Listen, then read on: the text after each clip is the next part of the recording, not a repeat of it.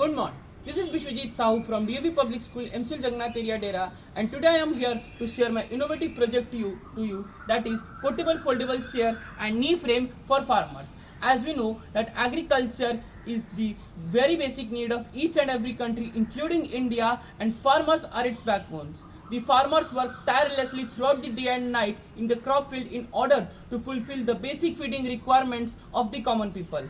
But these farmers also face many difficulties while working in the crop field. For example, when they work in the bending position like this, they face several issues such as back pains, joint pains, and a lot more. And when they work in a kneel down position like this, their legs come in contact with the ground which has mud, and they face severe diseases such as skin disorders, chemical toxicity, cold, cough, and a lot more. So today I am here with a foolproof solution to these type of problems in the form of these two gadgets. The first one is the knee frame.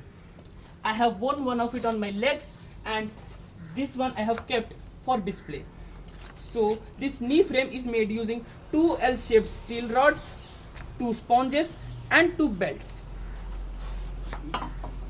So the farmers have to wear it on their legs like this, and when the farmers went down in a kneel down position like this knee frame will prevent the direct contact of their legs from the ground. And whenever if they want to do something in a sitting position and they want to take some rest after a long time work, then they can use this second gadget, which is known as the portable foldable chair, and it is made using 2 discs and 4 foldable rods.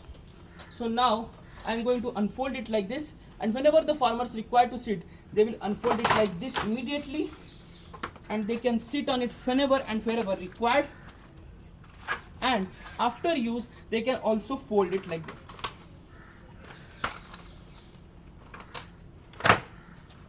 So in this manner, these both gadgets will help to reduce the stress of the farmers during working in the crop field, and it will also increase their personal efficiency.